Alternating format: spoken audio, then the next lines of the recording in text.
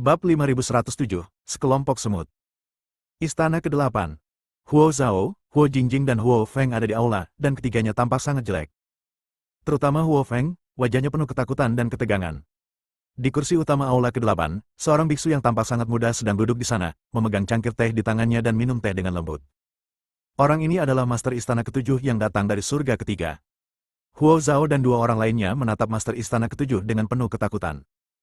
Tuan Istana Huo, Anda tidak perlu takut. Saya hanya datang untuk melihat-lihat. Saya mendengar bahwa Anda mengkhianati kuil, jadi Tuan Istana keempat memberitahu saya untuk datang dan melihat-lihat.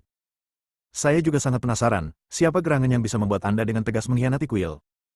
Tanya Master Istana ke-7 dengan acuh tak acuh. Jika kita tidak mengkhianati kuil, kita tidak akan bisa bertahan hidup. Bagi pasukan pinggiran seperti kita, sumber daya yang kita dapatkan semakin berkurang. Dan kita tidak diperbolehkan menikah dan berlatih kultivasi ganda dengan ras lain. Ini adalah hal yang mandiri. Cepat atau lambat, kuil kita dan bahkan seluruh klan dewa akan hancur. Huo Zhao berkata kepada Master Istana ke-7. Lancang. Master Istana ke-7 mengerutkan kening dan melambaikan tangannya dengan ringan, dan Huo Zhao terlempar mundur dan jatuh dengan keras ke tanah. Tepat pada saat ini, darah Huo Zhao mengalir deras ke kepalanya dan dia hampir memutar matanya. Master Istana ke-7 telah mencapai puncak alam abadi dan bukanlah sesuatu yang dapat ditangani Huo Zhao sama sekali. Ayah. Huo Jingjing dan Huo Feng bergegas maju dan membantu Huo Zhao berdiri. Huo Jingjing menatap ayahnya Huo Zhao yang memuntahkan darah, dan matanya langsung menyala merah karena marah. Tiba-tiba dia mencabut pedangnya dari sarungnya, bila pedangnya bergetar karena energi spiritual, dan mengarahkannya ke Master Istana ke-7 yang duduk tinggi di singgasana. Suaranya bergetar karena marah, Master Istana ke-7. Beraninya kau menyakiti ayahku. Murid-murid Istana ke-8, dengarkan perintahku.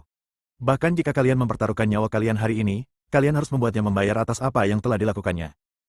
Sebelum dia selesai berbicara, puluhan kultivator di aula ke-8 menanggapi dengan suara gemuruh, dan bila-bila spiritual serta senjata-senjata ajaib dikorbankan bersama-sama. Fluktuasi energi spiritual berkumpul menjadi gelombang yang membakar, bergulir ke arah ketua aula ke-7. Wajah Huo Feng menjadi pucat, tetapi dia menggertakkan giginya, mengepalkan senjata di tangannya, dan berdiri di depan Huo Zhao. Master Istana ke-7 meletakkan cangkir tehnya, sedikit ekspresi jijik muncul di sudut mulutnya. Dia bahkan tidak berdiri. Dia hanya menunjuk ujung jarinya dengan santai, dan aliran energi emas yang sepadat saat tiba-tiba meledak dan menghantam kerumunan yang datang seperti hujan badai. Seekor semut yang mencoba mengguncang pohon. Ia tersenyum tipis, dan kemanapun auranya lewat, para pendeta dari 8 aula terlempar mundur bagaikan layang-layang yang talinya putus, senjata sakti mereka hancur berkeping-keping, darah berceceran, dan mereka pun seketika berjatuhan di seantero aula. Jingjing, hentikan! Huo Zhao berjuang untuk bangkit dan memeluk putrinya, dia berada di puncak alam Sanxian. Kita, sama sekali bukan tandingannya. Huo Jingjing menepis tangan ayahnya, rambutnya acak-acakan dan matanya penuh kebencian. Apakah kita hanya akan melihatnya menindas kita? Master Istana ke-7 perlahan berdiri, tatapannya menyapu kerumunan seperti pisau, nadanya dipenuhi dengan sarkasme yang menggigit, sekelompok semut berani berbicara tentang pengkhianatan. Master Istana ke-8, Dev yang Anda sebutkan adalah alasan Anda berani menjadi musuh kuil. Dia berhenti sejenak, dan suaranya tiba-tiba meninggi, bergema di aula, Dev. Jika kamu tidak muncul lagi, aku akan membersihkan kuil hari ini dan menghapus 8 aula ini dari daftar. Tuan Istana ke-7, sudah kubilang Dev tidak ada di sini. Bahkan jika kau benar-benar membunuh kami, Dev tidak akan bisa muncul. Huo Zhao berkata kepada Master Istana ke-7. Benarkah, karena Dev tidak ada di sini, aku akan membunuhmu terlebih dahulu. Master Istana ke-7 tersenyum dingin, setelah aku membunuhmu, aku akan pergi mencari Dev dan melihat siapa dia.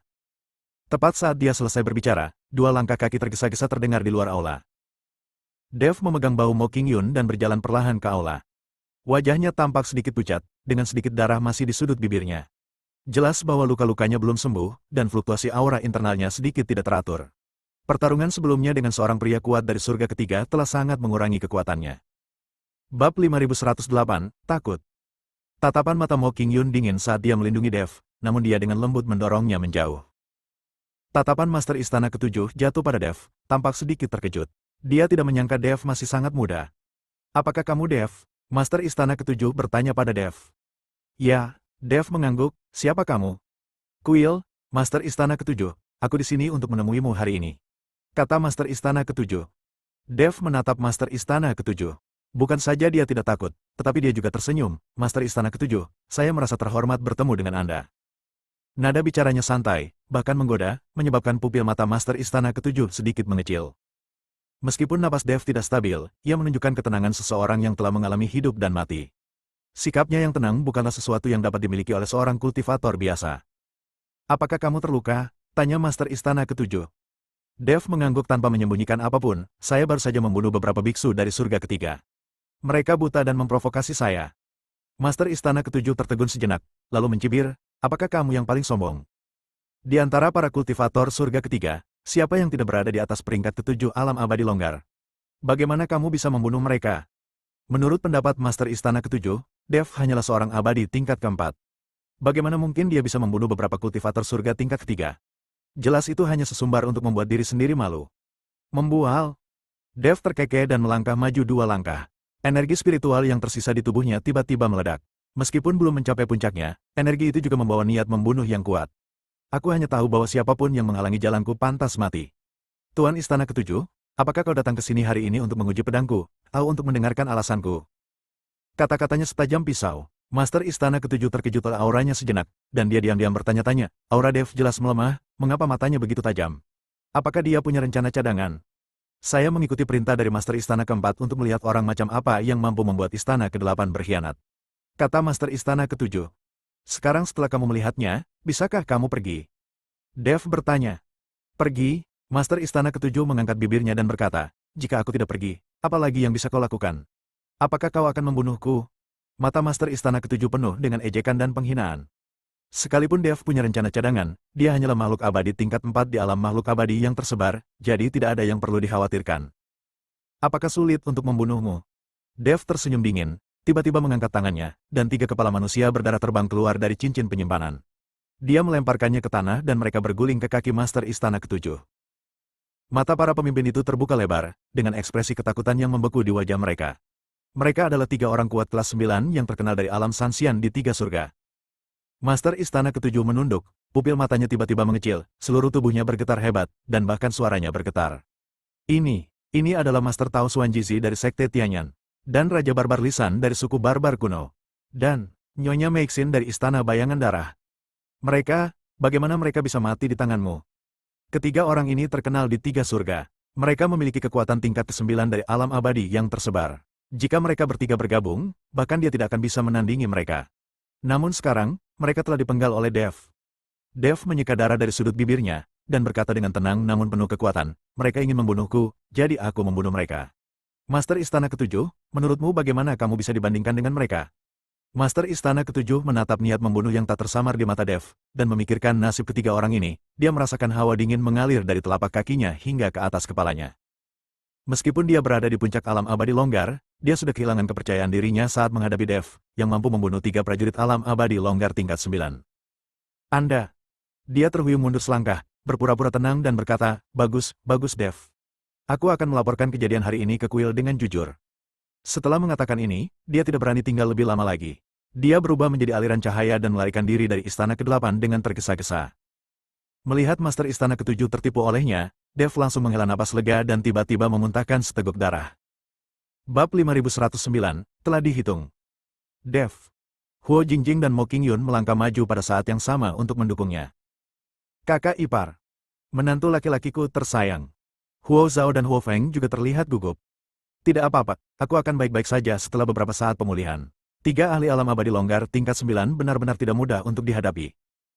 Dev menyeka darah dan berkata, apakah kamu benar-benar membunuh ketiga orang ini? Huo Zhao bertanya dengan tidak percaya. Dev mengangguk penuh semangat.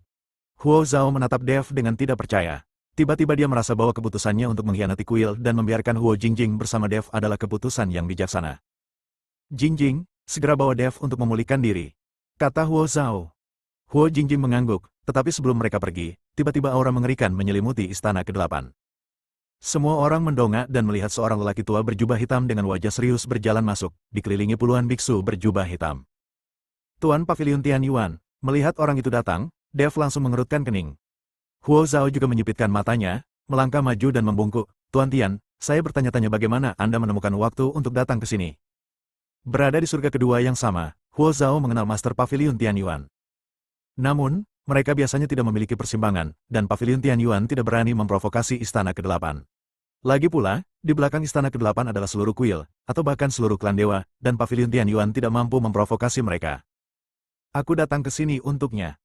Pemimpin Pavilion Tianyuan menunjuk ke arah Dev dan berkata, Tuan Tian, ini menantu laki-laki saya, dan dia sekarang menjadi anggota istana ke-8 saya. Saya bertanya-tanya bagaimana dia bisa menyinggung Tuan Tian. Huo Zhao tidak tahu bahwa Dev telah membunuh Tianqi dan tetua Tong dari Paviliun Tianyuan. Dia telah membunuh orang-orang kita dari Paviliun Tianyuan, maka aku akan membawanya pergi hari ini. Ucap Master Paviliun dari Paviliun Tianyuan. Huo Zhao tertegun, lalu menatap Dev. Melihat Dev tidak membantah, dia tahu bahwa ini pasti benar. Tuan Tian, kami dapat memberi Anda kompensasi dengan sumber daya karena telah membunuh seseorang dari Paviliun Tianyuan Anda, tetapi Anda tidak dapat membawanya pergi. Dia sekarang adalah anggota istana ke-8 kami. Jika kau ingin membawa Dev pergi, kau harus bertanya kepada kuil kami apakah mereka setuju atau tidak. Huo Zhao keluar dari kuil untuk menakuti penguasa Paviliun Tianyuan.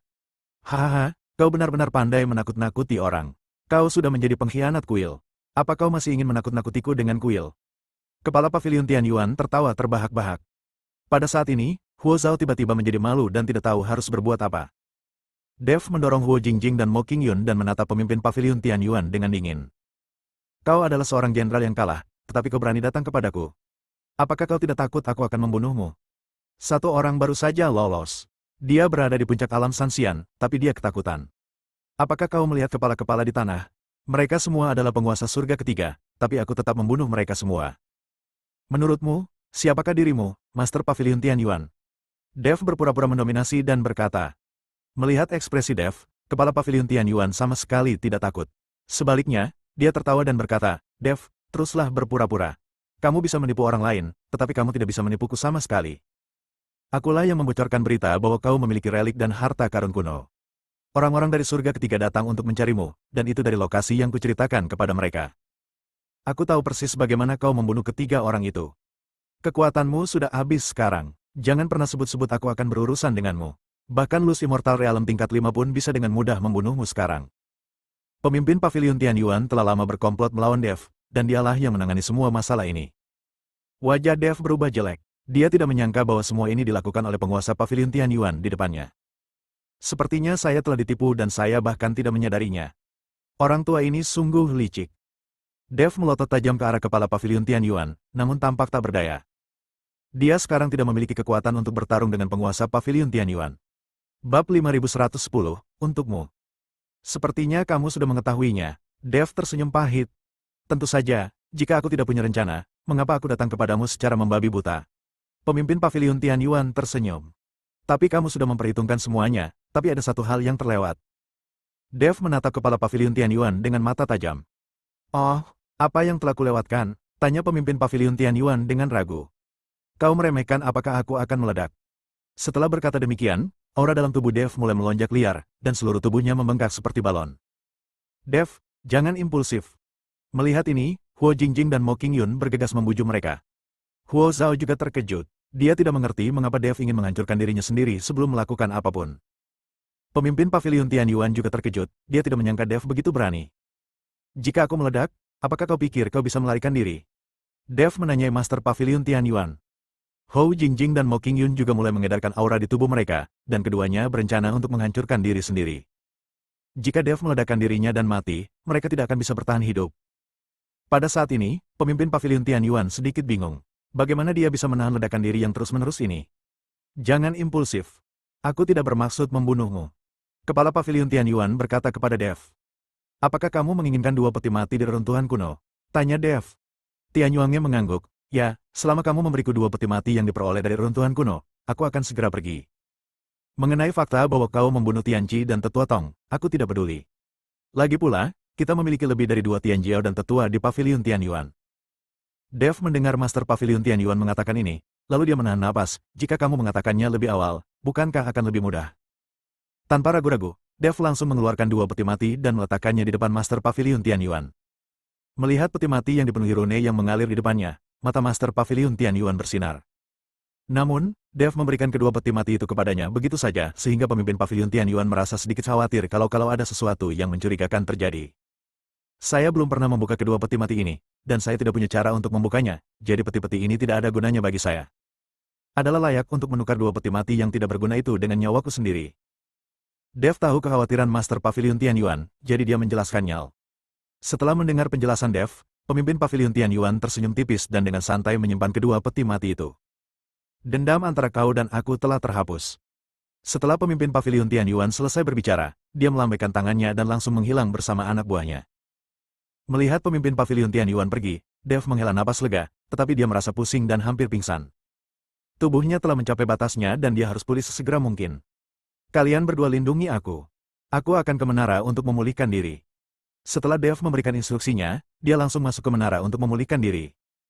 Awan dan kabut menyelimuti puncak utama pavilion Tianyuan sepanjang tahun. Bangunan-bangunan di dalam pavilion dibangun menghadap gunung, memancarkan suasana kuno dan hikmat. Ketika Master Pavilion Tianyuan kembali bersama belasan biksu berjubah hitam, seluruh murid inti Pavilion Tianyuan telah berdiri di depan gerbang gunung dan menunggu. Namun, wajah Master Pavilion tidak menunjukkan keagungannya yang biasa, tetapi malah menunjukkan kegembiraan yang sulit disembunyikan. Dua peti mati di lengan bajunya, dengan rune kuno yang mengalir di atasnya, tampaknya berisi harta karun rahasia yang dapat menumbangkan struktur langit kedua. Guru, Anda kembali. Seorang tetua berambut putih melangkah maju. Tatapannya tanpa sadar tertuju pada peti mati di tangan Master Pavilion, kebencian antara Tianqi dan Tetua Tong. Kita akan membicarakannya nanti. Pemimpin Pavilion Tianyuan melambaikan tangannya, dengan sedikit nada kegembiraan yang tertahan dalam suaranya, sampaikan perintahku, tutup area inti Pavilion Tianyuan, tidak seorang pun boleh mendekat. Dia berjalan tergesa-gesa menuju tempat pertapaannya, Gua Changyuan. Bab 5111, Mayat Berdarah. Pintu masuk gua ini dijaga oleh beberapa lapis pembatasan dan biasanya hanya Master Pavilion yang bisa masuk. Di dalam gua Zhangyuan, energi abadi begitu padat hingga hampir berbentuk cair. Mutiara bercahaya yang tak terhitung jumlahnya bertatakan di dinding gua, menerangi seluruh ruang seperti cahaya siang. Kepala Pavilion Tianyuan melambaikan tangannya untuk menyingkirkan pembatas di pintu masuk gua dan dengan hati-hati meletakkan kedua peti mati itu di atas panggung batu giok di tengah gua. Tulisan-tulisan pada permukaan peti mati itu berkelap-kelip di bawah cahaya mutiara, memancarkan hawa dingin yang menakutkan, seakan-akan berdenyut sedikit oleh kehidupan. Harta karun dari reruntuhan kuno. Kepala Pavilion Tianyuan menggosok tangannya, matanya berkilat penuh keserakahan. Dev, anak itu tidak tahu nilai barang. Dia benar-benar menukar harta yang sangat berharga itu dengan nyawanya. Dia sangat bodoh. Dia pernah mendengar bahwa di reruntuhan kuno seringkali ada artefak atau ramuan suci yang dikubur bersama orang mati. Kedua peti mati ini sangat aneh sehingga pasti menyimpan beberapa harta karun yang luar biasa. Dia menarik napas dalam-dalam, mengerahkan keterampilan hidupnya, dan meletakkan telapak tangannya di tutup salah satu peti mati yang memiliki ukiran pola burung phoenix misterius di atasnya. Buka untukku. Nafas mengalir deras ke dalam peti mati bagaikan air pasang, rune-rune itu tiba-tiba meledak dengan cahaya merah yang menyilaukan, tutup peti mati mengeluarkan suara, berderit, yang teredam, dan perlahan-lahan bergeser ke satu sisi. Bau darah yang kuat dan memuakkan langsung menyebar, bercampur dengan bau busuk dan dendam, menyebabkan Master Pavilion tanpa sadar mundur setengah langkah. Dia menahan rasa tidak nyamannya dan melihat ke dalam. Tidak ada emas, perak, atau perhiasan di dalam peti mati itu, tetapi mayat wanita dalam jubah phoenix yang compang kambing. Wajah mayat perempuan itu biru tua, rambutnya yang panjang kusut seperti ular, dan kukunya hitam tajam. Meskipun dia telah meninggal entah berapa tahun yang lalu, matanya masih terbuka lebar, dipenuhi dengan kebencian dan keengganan. Yang lebih aneh lagi adalah tubuhnya belum membusuk sepenuhnya. Sepertinya ada sesuatu yang menggeliat di bawah kulitnya, dan gumpalan gas hitam keluar dari pori-porinya. Apakah ini mayat berdarah? Wajah Master Pavilion Tianyuan tiba-tiba berubah. Mayat darah adalah makhluk jahat kuno yang memakan saripati dan darah. Kebenciannya tetap ada setelah kematian dan dapat mengendalikan pikiran makhluk hidup. Dia hendak melangkah mundur dan menyegel peti mati itu ketika bibir mayat wanita itu tiba-tiba terbuka, memperlihatkan sepasang taring putih yang tajam. Kabut berdarah yang terlihat oleh mata telanjang tiba-tiba menyembur keluar dari mulutnya dan mengenai wajah Master Pavilion. Tidak bagus. Murid Master Pavilion Tianyuan tiba-tiba menyusut, dan dia buru-buru memanggil perisai besi hitam. Namun, kabut berwarna darah menembus perisai seperti makhluk hidup dan langsung masuk ke alisnya. Dia hanya merasakan suatu kesadaran yang membekukan tulang tiba-tiba menyerbu ke dalam pikirannya, seolah-olah jiwa-jiwa yang penuh kebencian sedang menjerit, pandangannya menjadi gelap, dan tubuhnya mulai gemetar tak terkendali. Hampir pada saat yang sama, peti mati lain yang diukir dengan pola naga mengeluarkan suara, bang, yang keras, dan tutup peti mati itu terbang dengan sendirinya. Mayat laki-laki dengan jubah naga yang robek ada di antara mereka. Mayat itu memiliki wajah yang mengerikan, bekas-bekas mayat berwarna merah darah di sekujur tubuhnya, dan di dalam lubang seukuran mangkuk di dadanya, jantung yang memancarkan energi hitam sedang berdetak. Tiba-tiba dia membuka matanya. Tidak ada pupil di matanya, hanya warna merah darah. Raungan sunyi berubah menjadi gelombang suara, mengguncang seluruh gua Zhangyuan. Mayat laki-laki itu mengulurkan telapak tangannya yang kering dan meraih udara. Kekuatan spiritual dalam tubuh tuannya mengalir keluar tanpa terkendali dan mengalir ke dalam dua peti mati. Kabut berwarna darah dari mulut mayat perempuan itu terus-menerus menyatu ke dalam alis Master Pavilion, sedangkan jantung hitam di dada mayat laki-laki itu dengan gila-gilaan menyerap vitalitasnya. Eh, Master Pavilion meraung kesakitan. Dia bisa merasakan kesadarannya terkikis. Keinginan keras milik mayat darah mengambil alih. Tubuhnya mulai mengalami perubahan aneh, separuh wajahnya membiru dan hitam, ditutupi garis-garis mayat, dan kukunya tumbuh lebih panjang dan runcing. Rona merah aneh muncul di sisi lain pipinya, dan kulitnya sehalus kulit wanita. Suaranya juga menjadi androgini, terkadang dalam seperti pria, terkadang tajam seperti wanita. Hahaha, akhirnya kita melihat cahaya matahari lagi. Suara setengah laki-laki setengah perempuan keluar dari mulut Master Pavilion, dengan semacam kegilaan karena selamat dari bencana. Bab 5112, Kristal Darah Sura. Dua mayat berdarah perlahan berdiri dari peti mati, dikelilingi udara hitam, dan benar-benar melayang di udara. Mantan pemimpin Pavilion Tianyuan kini telah menjadi boneka mereka, dengan mata kosong, tetapi tubuhnya memancarkan aura mengerikan yang beberapa kali lebih kuat dari sebelumnya. Itulah puncak alam keabadian yang tersebar, hampir mendekati tekanan keabadian duniawi. Semut Pavilion Tianyuan. Master Pavilion yang berwujud setengah pria dan setengah wanita itu mengangkat kepalanya dan melirik ke arah para tetua di luar gua Changyuan yang telah merasakan adanya pergerakan dan mencoba menerobos masuk. Ikuti aku. Dan hancurkan Istana Sura. Pergerakan yang tidak biasa di Pavilion Tianyuan tidak berlangsung lama. Ketika para murid inti menerobos masuk ke gua Changyuan, mereka hanya melihat dua peti mati kosong dan penampilan aneh dari Master Pavilion mereka, yang setengah pria dan setengah wanita, dengan aura mengerikan yang menyesakan. Tanpa penjelasan apapun, Master Pavilion yang setengah pria dan setengah wanita itu melambaikan tangannya, dan puluhan biksu berjubah hitam mengikutinya ke langit seolah-olah dikendalikan oleh tangan tak terlihat, langsung menuju Istana Sura, kekuatan besar lainnya di surga kedua. Istana Sura. Sejak Sang Tianyang melepaskan tetua agung pergi, dia tampak berada dalam kondisi ragu-ragu. Dia tidak tahu apakah tindakannya benar atau salah. Ayah, apakah kamu masih memikirkan hal itu? Sang Lan berjalan mendekati Sang Tianyang dan bertanya. Ah, Sang Tianyang menghela napas. Laner, apakah menurutmu ayahmu begitu kejam hingga memutuskan hubungan cinta antara sepasang kekasih? Sang Lan tidak tahu bagaimana menjawabnya. Dia merasa ayahnya sudah bertindak terlalu jauh dan tidak seharusnya melakukan hal itu. Ada banyak sekali wanita di surga kedua. Dengan status dan kekuatan ayahnya, dia bisa memiliki wanita sebanyak yang dia mau. Mengapa dia ingin menghancurkan pasangan yang sedang jatuh cinta? Saat itu, aku masih muda dan tidak punya apa-apa. Aku harus mendapatkan orang yang aku sukai. Tetapi sekarang, aku tahu bahwa aku bertindak terlalu jauh, jadi aku membiarkan tetua agung pergi. Jika dia kembali untuk membalas dendam padaku sekarang, aku mungkin tidak akan melawan. Sang Tianyang menyadari kesalahan yang telah dilakukannya sebelumnya. Ayah, ini sudah berakhir. Jangan pikirkan itu lagi. Ayah harus tenang dan berlatih dengan baik. Kata Sang Lan. Oke. Sang Tianyang mengangguk, lalu berdiri dan berencana untuk kembali berlatih. Tetapi pada saat ini, kabut merah darah tiba-tiba muncul di atas Istana Sura dan melonjak dengan hebat. Bau darah, lebih kuat dari kabut, menusuk wajahku.